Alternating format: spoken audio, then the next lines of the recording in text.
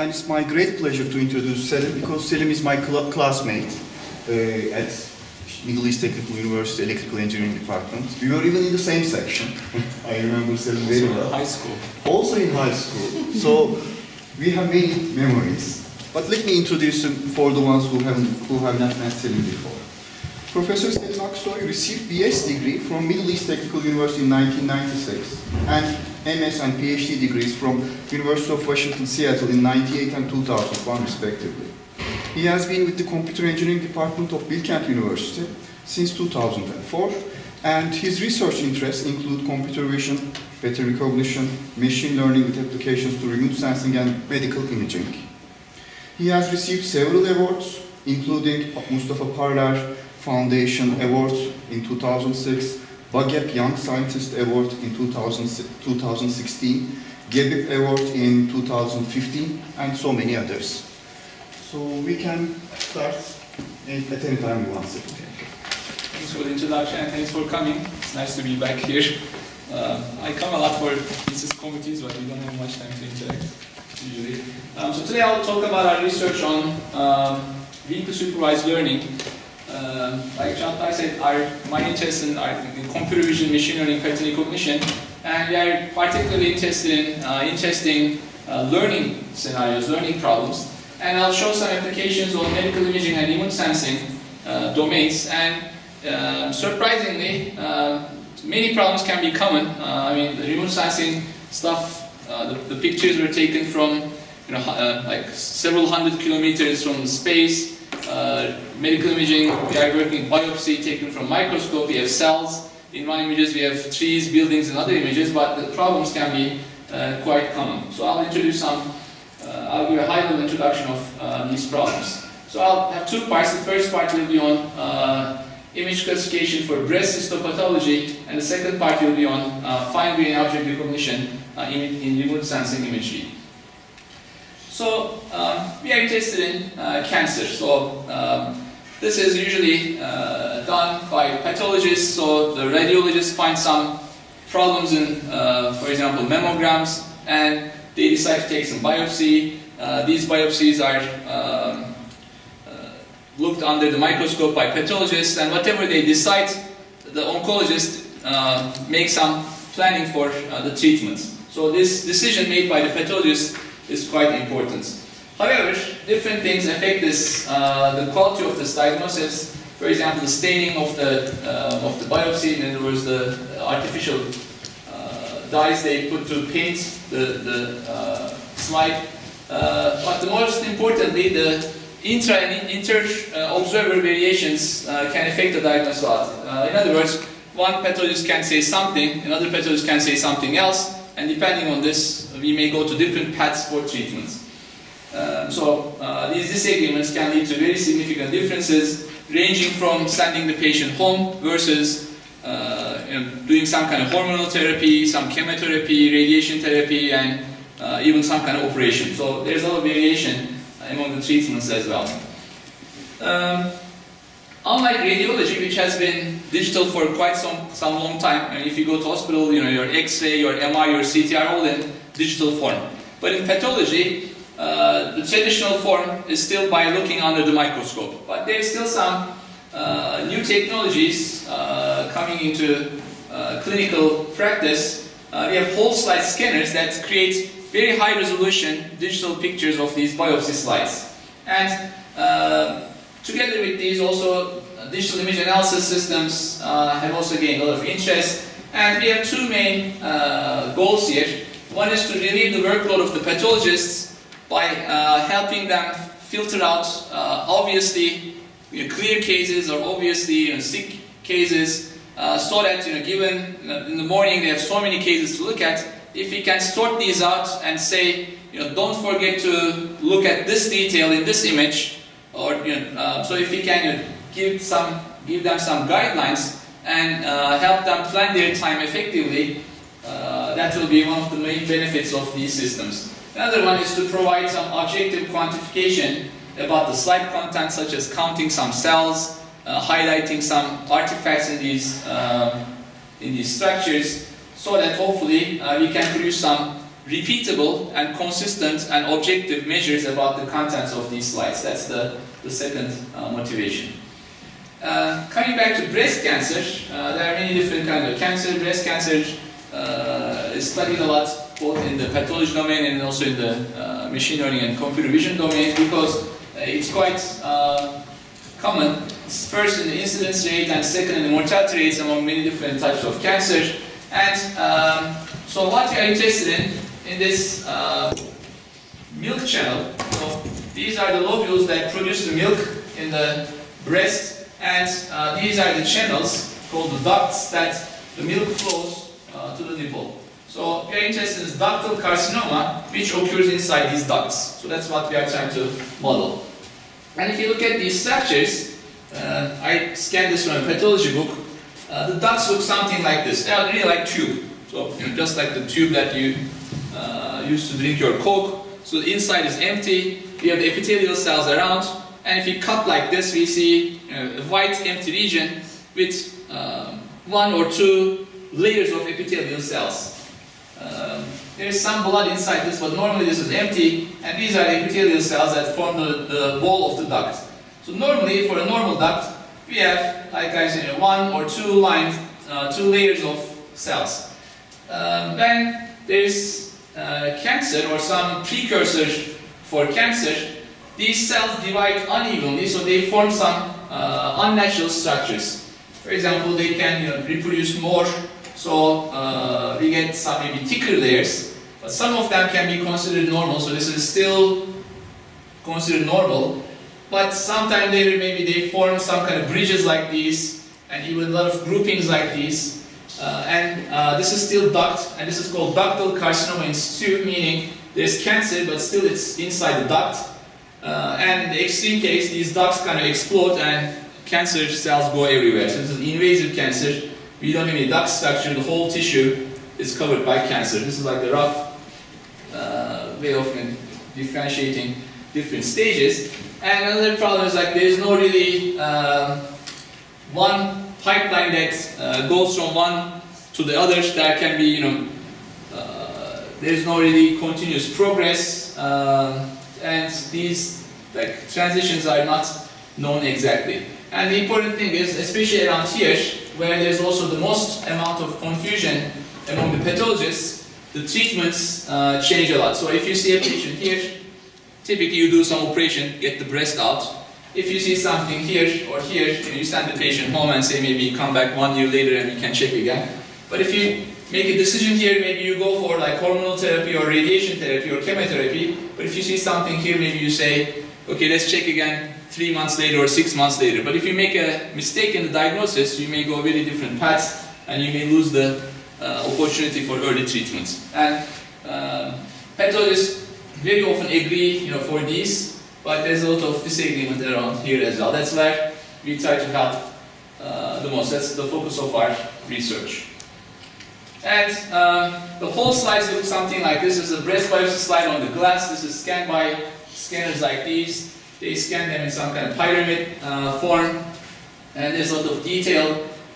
So if you focus on that rectangle in the middle, and if you zoom, it's something like this. So these are the ducts, the individual ducts, and the pathologist typically scans this whole thing and identifies some kind of artifact. And the most severe in the whole slide, the most severe artifact in the whole slide leads to the final diagnosis of this slide. So if you see something, a tiny artifact somewhere, that's how you make the diagnosis. And these can be quite huge. We get pictures like around even 100,000 by 100,000 pixels, so a lot of data to process, and the highest magnification. And just some statistics from our data.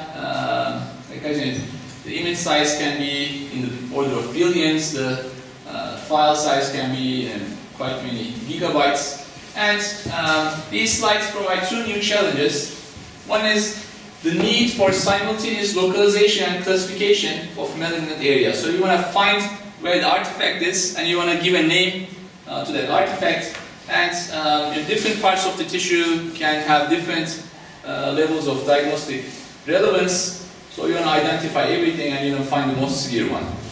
And the second challenge is the uncertainty regarding the correspondence between the image content and the diagnosis made by the pathologist. Because typically what we have is the slide and the diagnosis given by the pathologist for that slide. But we don't know about which detail that pathologist thought, what kind of things, and then because of what kind of detail the pathologist made that particular decision, there's that uncertainty. So the important keywords about all these problems is localization. So you want to localize where the problem is. You want classification, you want to say what that problem is. And for the machine learning perspective, we have the uncertainty regarding the local image details and the labels given to these slides, typically at the slide level. Ideally, you want them to label the individual structures, but that's quite time-consuming. Pathologists are very busy, so typically what you get is, at least in the clinical level, the regular scenario, what you get is a level at the slide level. So when I enter this room, I say there are people in this room. I don't have time to identify individual people and draw a boundary on these people. I cannot say there's a monitor here. I just say I see monitors here, I see chairs here, I see people here, and the algorithm needs to figure out which detail corresponds to which of these, and hopefully once it learns, it applies this knowledge to the unknown slides in the future. That's the goal. Our data set, the current one comes from University of Washington. They had a 3-year NIH-sponsored project on comparison of pathologist behavior for digital slides and glass slides. So I got this 4 years ago when I was doing sabbatical there. So we have 240 whole slides. 240 can look quite small, but just think about how large these images are, and it took them actually 3 years to collect this data, so that's quite a large number in this domain. Unlike millions of images that we download from the internet in a regular vision application. The slides are scanned at 40x, and another important thing is, while the pathologists were looking at these digital pictures, just like you check, for example, Google Maps, if you try to find where Ottu is, you first go to Ankara and then you try to zoom in somewhere, maybe you slide a little bit, then you realize, okay, Ottu may be somewhere here, so you zoom in some more, do some more slide. So just like those behaviors for viewing the data, we actually recorded the actions of the pathologist. So we know at which time point, at which part of the image they are looking at. This is not as accurate as eye tracking, because we don't know exactly where they focus, but we know that at least they are looking at that part of the image. So we'll use it for learning our algorithms. This is where we have this weakly supervised learning. Like I said, the pathologists usually don't have time to say, these are epithelial cells, this is the duct, this is the ductal carcinoma, this is this kind of artifact, this is radial scar, etc. So we know the slide level classes, labels, and we know where they looked at. Of course, we are not exactly sure whether what they looked at is really important for diagnostic purposes or not, but at least they looked at. Okay. And at the end of their viewing session, what they do is there's a pathology form, and they put a check mark for the things they see in that image. And in this particular scenario, we have 14 classes, so they mark one or more of these once they look at the slide. I want to show a video. I tried to reconstruct their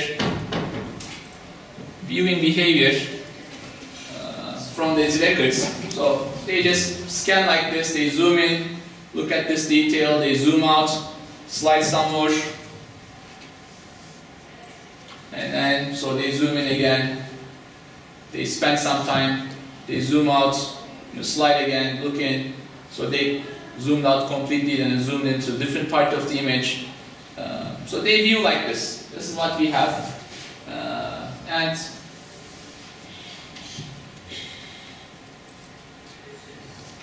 to us it's kind of like a collection of pink and purple things, but the structure is important, like the organization of these cells is important for the diagnosis. So when we look at different pathologists' viewing behavior on the same slides, it can get quite scary because we can say they look at very different parts of the slide. So these are same slides, 6 different pathologists. And I tried to show the viewing time as a heat map. So darker means shorter time, brighter means longer viewing time. So for example, this particular pathologist looked at all of the tissue, but focused a lot in this part, so it spent a lot of time in the middle. This one also looked at the whole thing and spent a lot of time here and here as well. This one didn't really check any of these and just focused on here. This one actually looked at everything almost, but spent most of the time here, unlike this one, for example. And here also looked at here, didn't look here. So we have very different viewing behavior, and they also mark different things here. So this one, for example, marked ductal carcinoma is 2. This one marked atypical ductal hyperplasia. So if your report is signed by this person, you go to a different treatment, and if it's signed by this person, you go to a different path for treatment. And this may sound scary. It's not that bad because these are really difficult examples chosen on purpose. And typically when the pathologist is not very sure, they often look for the second opinion. There's usually some kind of counsel that makes a planning. So it's not like binary, you go there or you go there.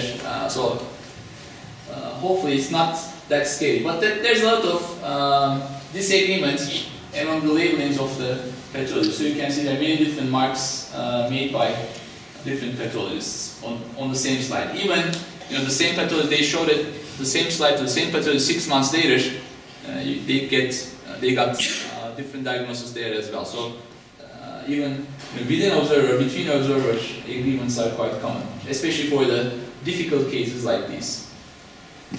So we have these 14 classes, but we also use like a simplified mapping. I mean, the mapping is not that critical, but the pathologist also made some groupings. The right-hand side becomes a little bit easier learning problem, and the main motivation for this grouping is like for different things the treatment plan is the same. So even when they confuse within the same group, it's not that much problem in terms of the treatment planning.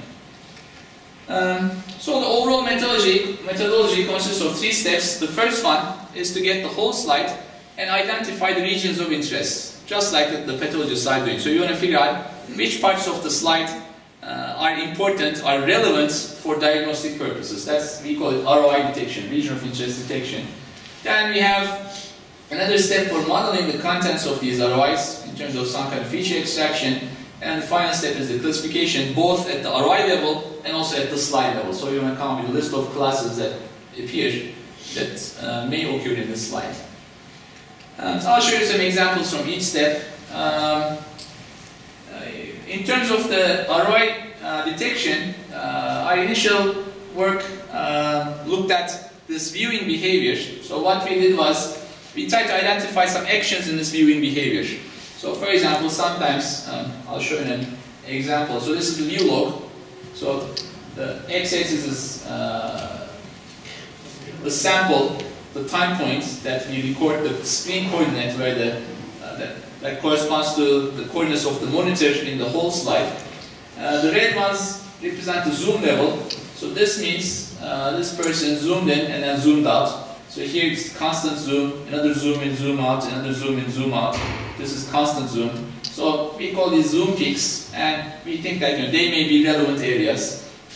And this blue corresponds to displacement. So if you see a large blue, it means there's a fast slide over the slide. If you see a small blue, it means there's slow panning. So we think that slow pannings may be relevant because the patient, pathologist is spending more time in that area. And the green means fixation. So we have a threshold. If the pathologist looked at that particular location for more than 2 seconds, we think that there may be something relevant. So we have some rule base for those actions, and we identify these viewpoints for the ones corresponding to those actions, and we call them candidate ROIs. They may or may not be relevant, but at least that's what we extract from this viewing record. So these are the candidate ROIs that we extract from the records of the pathologist. And we have records from coming from multiple pathologists. So what we initially did, like 5 years ago, was like the straightforward approach in computer vision bag offers. So what we did was like we divided these arrays into small patches. We clustered them using k-means based on basic color, texture, features. Deep learning wasn't that popular at that time. So and these are some clusters. For example, these are like some blood cells. This is connective tissue stroma. These are some epithelial cells. Another group of epithelial cells. This is empty, typically duct or background. And these are some nuclei in the connective tissue. So we have these kind of patches, patch clusters. And then we have a sliding window approach. So this is a large slide. We slide windows this big. And inside each, we have these patches, small as the ones in the previous slide. And we count how many types of patches we see inside this window. So this is really like the classical bag-of-words approach. So if we see a lot of epithelial groups, a lot of blood, necrosis, dying cells, etc., that's the representation for this sliding window. And by using this and some classical classifiers like logistic regression, SVM, etc., we have a simple ROI detector. And the positive ones come from the candidate ROIs, and the negative ones were sampled from the parts that the pathologist didn't look at. So we have a binary classifier as an ROI detector. We also tried deep learning for this as part of the master's thesis. So actually the most difficult part was to create the training data. So we tried to find these kind of zoom actions. So we have a scene, and then if the pathologist, for example, zooms here, so we label that scene as negative and the part that was zoomed in as positive. We also tried this at different magnifications because there are different cues that the pathologists look at different magnifications. Sometimes they look at the global context, sometimes they look at the local context. So we try to capture these by using different deep networks operating at different zoom levels. So we have this kind of pipeline. This is the whole slide. So the first network works at the very low magnification. So try to find some hotspots that may be relevant for diagnosis. And among these, we run another network that works at the higher magnification and detects some hotspots. And for these, there's another one. So we have this four separate networks that identify these hotspots. And we combine these kind of like probability estimates to find a map, a probability map of relevance for diagnosis. So these are, this is the ROI detection kind of probability map. Another nice thing is because like this one eliminates most of the image, we also gain a lot in the computation because we don't need to work on that part of the image anymore because these are huge data. So the least amount of computation is desired. These are some example outputs. This is the slide. This is where the candidate ROIs are coming from the view logs of the pathologist. These are obtained by the deep network, and these are obtained by this logistic regression of the bag-of-words model. What I can say is like typically both models were quite similar to each other. The deep one was much more efficient because it gradually eliminated most of the areas. But the bottom line was mostly we were kind of detecting large clusters of cells. And this kind of correlates with how the kind of new pathologists are doing. So the experts are really good at identifying hotspots very quickly, but the kind of novice ones do like our algorithm. So they kind of scan the slide and look for the parts where there are a lot of cells. So they go there and try to identify the structure. Another example, these are the hotspots that the pathologists also looked at, and our algorithms are also detecting mostly the large groups of cells, and when we threshold this kind of probability map, that gives us a set of candidate ROIs. That's the first step. I don't have time for that, but in the middle, when we talk about feature extraction, we try both traditional features like color, texture, nuclear architecture, some kind of graph-based features, but also we used deep network-based feature extraction as well. And let's say we have these candidate ROIs like these, and we have the slide level classes selected by the pathologist. In the traditional supervised learning scenario, we know which ROI has which label. Okay.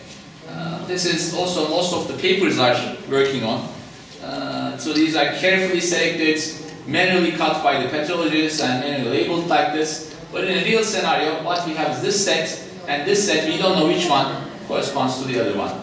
So in the multi-instance learning scenario, which is part of the weakly supervised learning domain, what we have is a bag of instances. In this case, the bag is the whole slide. The instances correspond to these candidate ROIs, and there's a single label in the multi-instance learning scenario, and we assume that at least one of them corresponds to this one.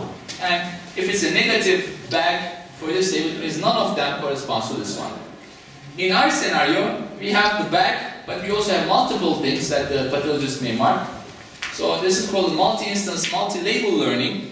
So we have multiple instances, we have multiple labels, but we don't know the correspondence. So we try to learn, we try to train our algorithms by using this weakly supervised setting. For this, we tried different things. First, we used some like algorithms in the literature, mostly for baseline to see, what they can do.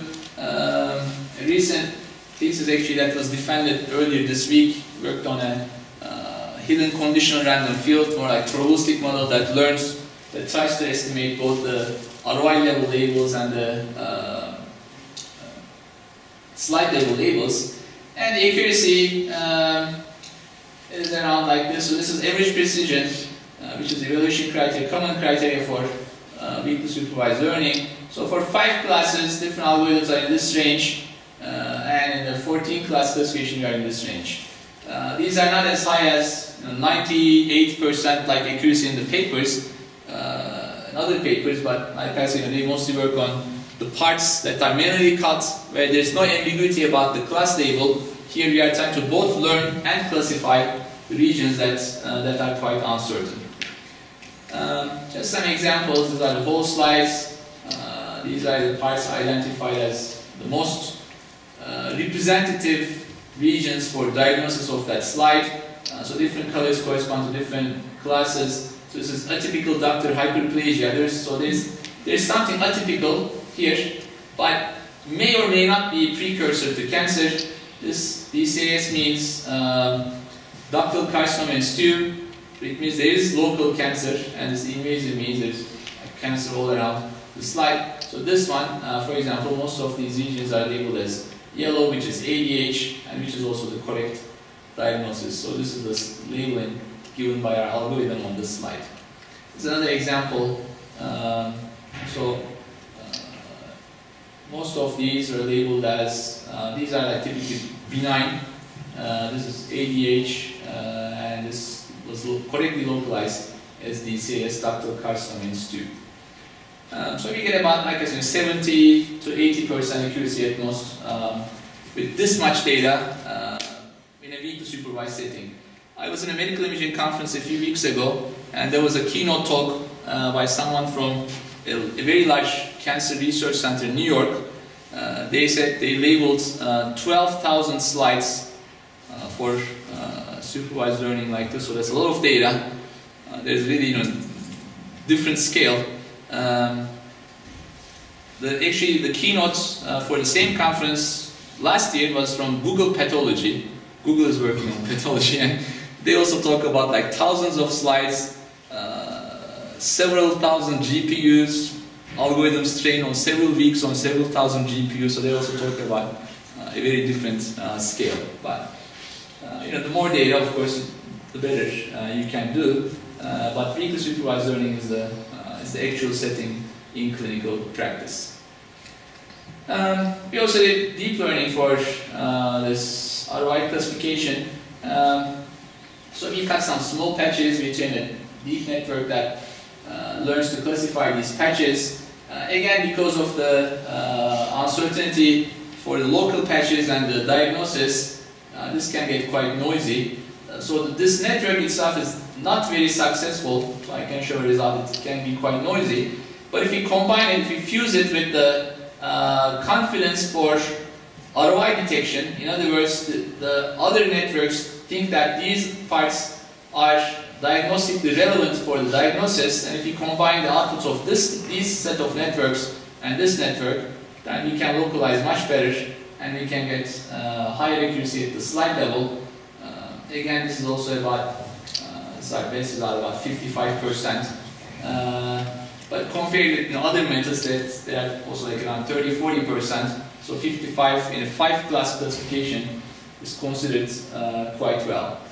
What we have is actually the agreement among 45 pathologists, and it's like the mean accuracy is 65, the agreement is 65. This is higher than us. And more recent work, the newest thesis, got very close to this one actually. But what I want to show is something like this. So this is precision unequal plot. Each dot is an individual pathologist's performance, and different colors represent different classes. So the important thing is they're all over the place. So the average is maybe for the pathologist somewhere here, and the squares are our algorithm's results for different categories. So we are here, here, here, and here, depending on the category. They are very successful pathologists, but there are many also worse pathologists. So what we did was we did some statistical hypothesis tests to see whether our algorithms are in the same population as the pathologist population, and there is no statistically significant difference between our algorithm's performance and the pathologist's performance. So this kind of makes the reviewers get more comfortable about our results, because we cannot show results like 90-something% because our data is weakly supervised. It's a very difficult learning scenario. They are still working on this. We work with Hacettepe Medical School to collect more data because 240 slides is not really sufficient. We are still at the beginning. It takes a lot of time. They are very busy, but this is an interesting learning problem. And weakly supervised learning looks like it's way to go, because that's like us, what the clinical practice is. You don't say the pathologist, look at this detail. They have to identify the detail and classify it at the same time. So both detection and classification are the important tasks. So that's my first part on medical imaging. And we are also working on similar weakly supervised learning scenarios in remote sensing. Most of this thing I present is joint work with Gökberk Cimbiş, computer engineering here. When I was working on satellite images like 18–19 years ago, we had Landsat data, something like this. The resolution was about 30 meters. So 1 pixel corresponds to 30 meter by 30 meters square on Earth. That's you get the average reflectance from a 30 by 30 meter region in 1 pixel. Okay. And what you can see is pretty much at the city scale. So this is like Vancouver, BC, in British Columbia, in Canada. This is the city center. These are some agricultural fields. There's this Puget Sound region. There's a big park here. That's all pretty much we can see. So you classify it as agricultural region versus city center versus residential area versus forest. That's all. Maybe you can see something like Eskişehir Road, which is quite wide. It may correspond to a few pixels wide, but that's pretty much what you get. Coming to more recent times, this is like, for example, Spot 5 at 5 meter resolution, so you start seeing maybe individual fields. And now we have commercial data at the sub-meter resolution, even like 30 centimeter resolution, so you can pay and get this kind of data. I don't know what the military satellites do, but this is something commercial. And you can actually count people, you can count cars, you get lots of details about objects. Many things that were not possible are now possible, but also it becomes difficult because we have a lot of unnecessary details. So, for example, if you want to try to do building detection here, what you get is just average of whole roof, but now you get like all details about the antennas and the water tank and all the little details about the roof. So many things that you can detect now, but it's also becoming difficult to detect them. So there's a lot of uncertainty, and also labeling these kind of images becomes difficult. There are so many things to label, you can't label them, label all of them. There are also like public efforts for labeling these kind of scenes. People play like games, you know, there's like human computing, they do some Amazon Mechanical Turk like studies where you pay people to label your images. But there's a lot of uncertainty there as well. Some people do lousy job. So there's a lot of labeling uncertainty here, and that's what we are interested in. One particular data set that we collected consists of street trees. So I had some Seattle data coming back from my sabbatical time, and we found some point data coming from the Seattle municipality. So they went to each street tree and collected point data with a GPS. So they say this is pine tree, this is something tree, this is orange tree, whatever tree. So they have these GPS data. The trees look like this from the street level, but what we have is the aerial view. So these are the patches that correspond to those GPS locations in the aerial data. Okay. So these are 25 by 25 pixel patches. I'm showing 16 classes here, but we have 40 classes. And classifying them at the street level can be quite difficult. From the aerial view, it's much more difficult. Okay. So there are several problems in this kind of data set. We have many categories. So most of the papers work on identifying, for example, or distinguishing asphalt versus soil versus grass versus water versus concrete, and that's quite easy. A lot of people do deep learning, but you don't really need deep learning. Basic methods work quite well even for that kind of differentiation.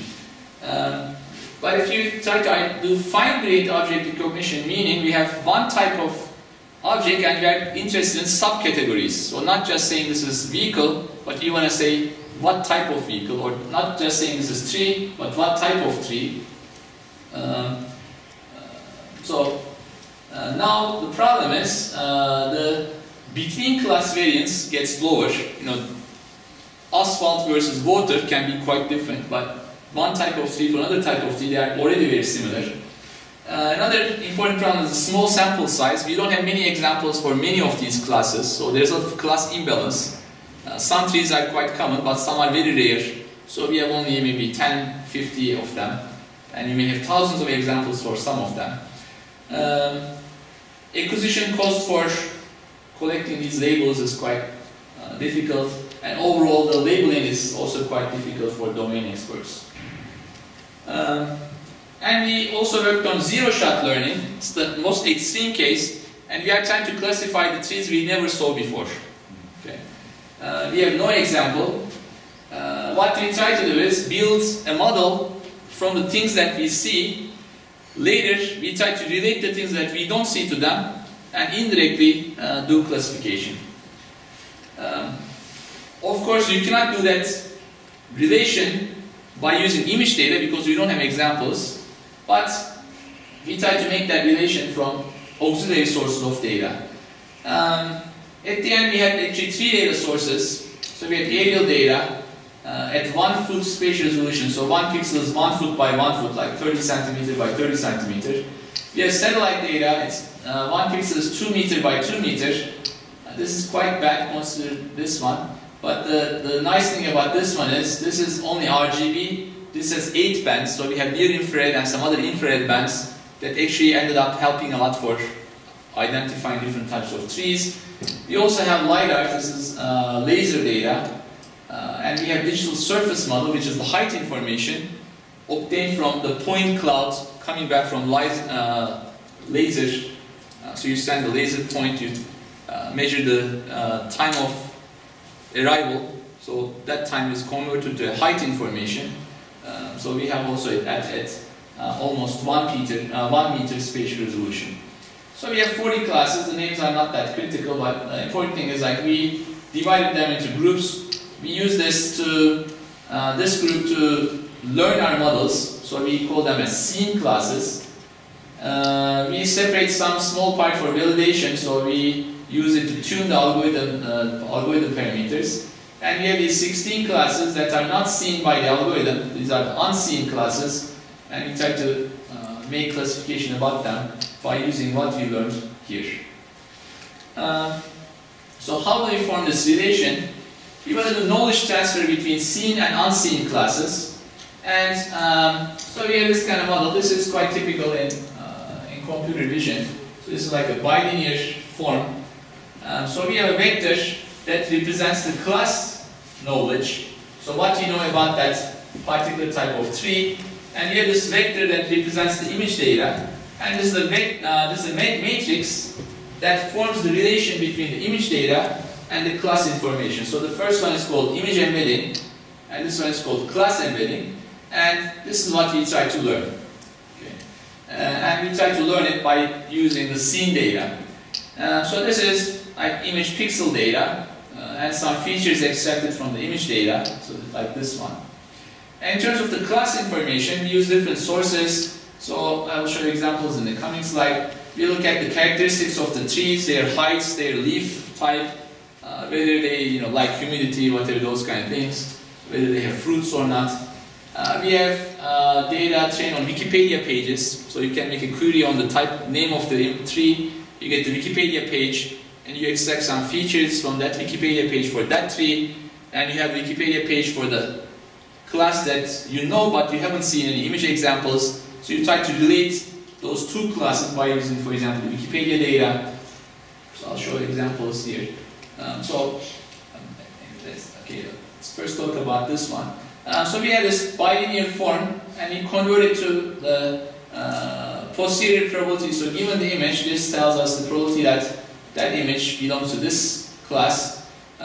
We learn it in the maximum likelihood framework by using the scene data, and for the unseen data, so this comes from the image, this comes from the auxiliary sources that I will show in the coming slides, and we choose the class that maximizes this value, and we assign that image to that class. So for the image representation, image embedding, we use a deep network. So this is a typical setup in vision. So we feed these patches, we learn this network for using the scene data, and for the unknown images we give this patch, and we take the values here, the activations here, and that becomes our image representation. So this is trained on 18 classes. We use it as our feature extractor for the unseen classes.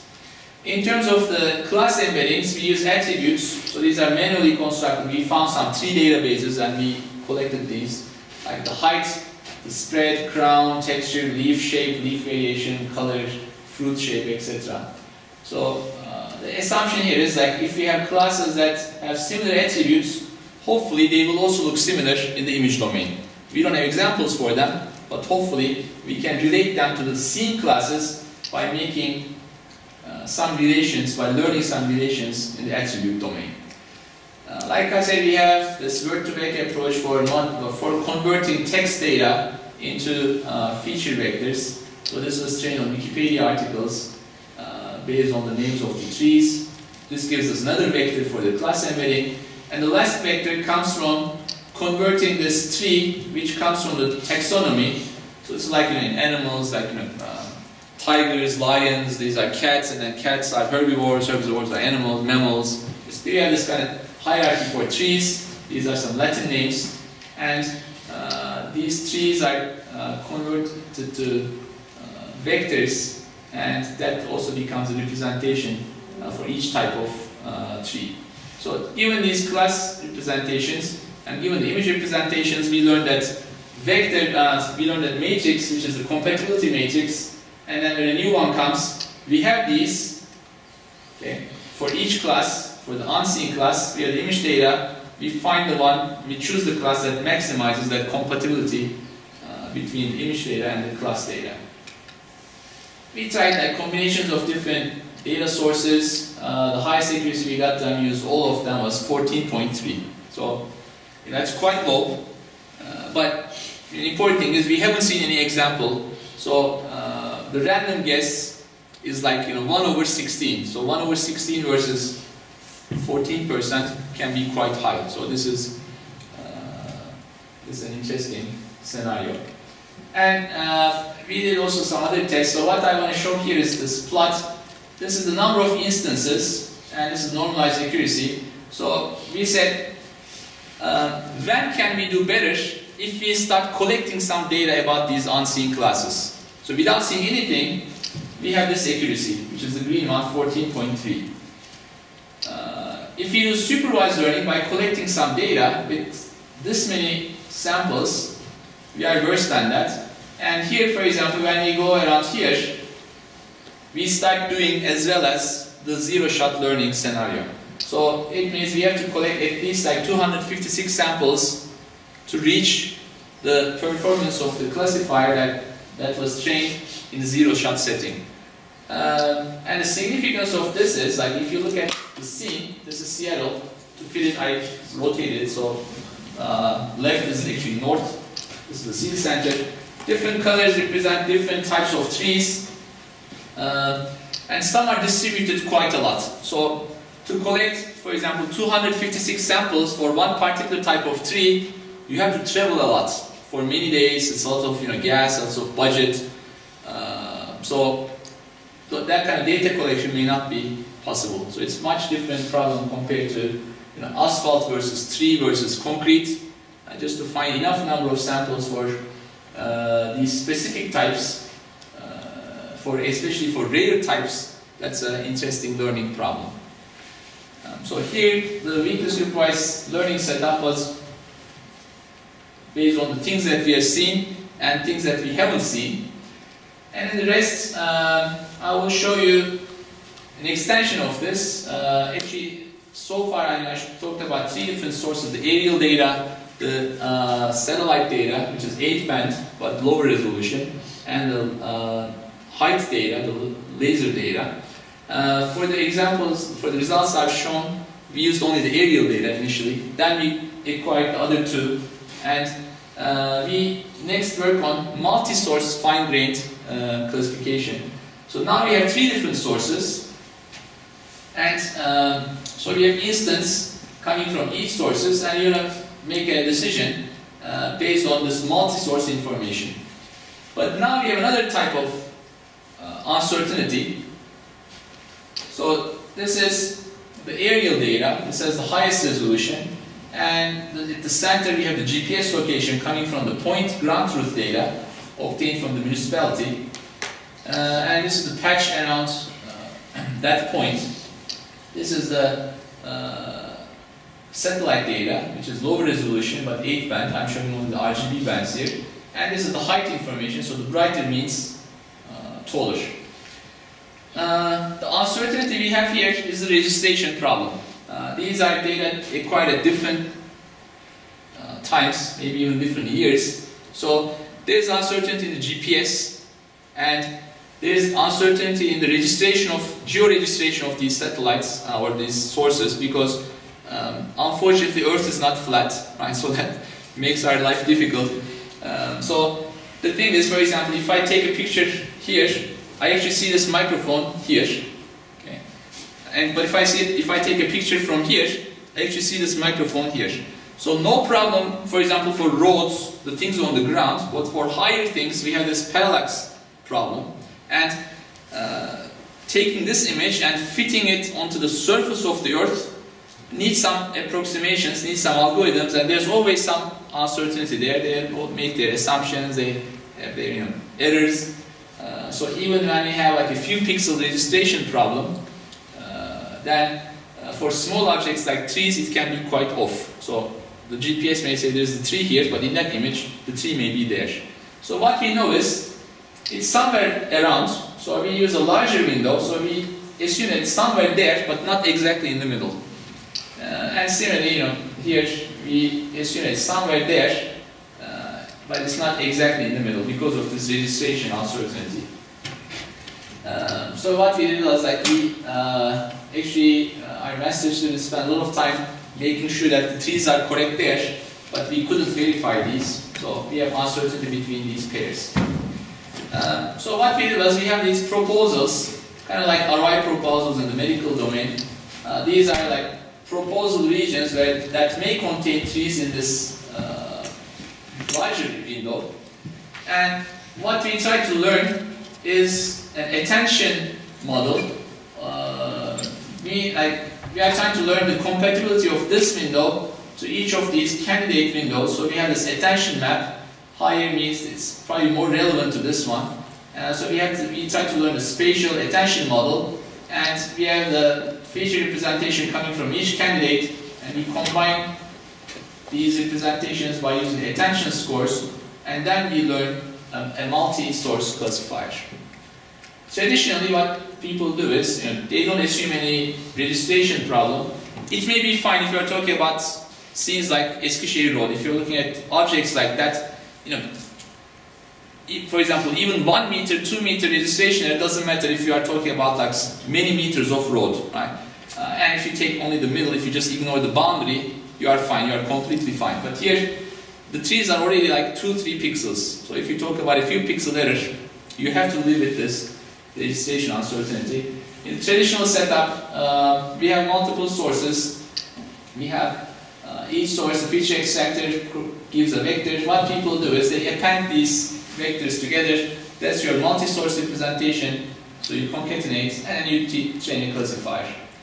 What we did was add this attention model. So we have the source, we call it the reference source, in our case aerial data, where we know the GPS locations are almost correct. This is the highest resolution data, so you could verify by eye. But for other sources, like the satellite data, the laser data, we have this proposal generator that generates multiple windows around the expected point. We have this region attention estimator that compares these to this one. And we also have a feature generator with this, and we combine, and then we use them, we concatenate them to learn the multi-class classifier. And just to give you an idea, we realize all of these boxes with deep networks that can be quite complicated here. And we learn this end-to-end, so this is the classification at the end. These are the input data sources, so we train this whole thing end-to-end, and we have this multi-source fine-grained recognition network. And just to show some examples, we looked at different window sizes and different sources individually. The best we could get was by 12 by 12 pixel patches by using 18 classes. This is not zero shot, so this is supervised by fine-grained. So 47% for 18 classes, 37 for 40, and random guess is like 2.5, so it's quite high for the difficulty of the problem. This is a single source, and if you fuse these sources, for the baselines, we get around this much accuracy by using our deep network. This is the highest accuracy we could get, about 64% for 18 classes, 47 for 40 classes. So this was recently accepted work, and hopefully we'll continue with extensions of this as well. And this is my final slide, some examples. So this is the tree in the aerial data. This is the scene coming from the satellite. This is the height information, and this shows the attention estimates. So the algorithm thinks that the tree is somewhere most likely to be here in this window. So here this is the tree. It thinks that it's somewhere here in the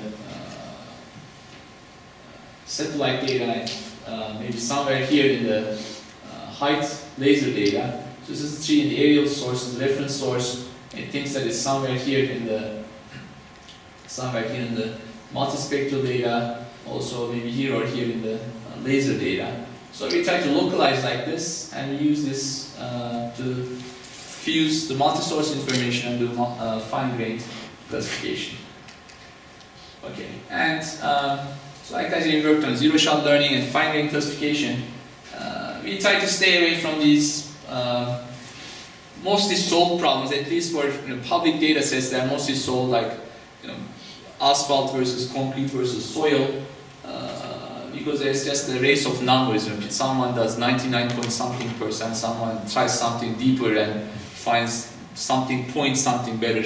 So we are trying to work on these interesting learning problems, and future working was also other multi-source classification problems and other uncertainties in addition to alignment. So we are working on both localization and label uncertainty in a weakly supervised setting. This is one of our main research focus in the recent years. Okay, thanks for your attention.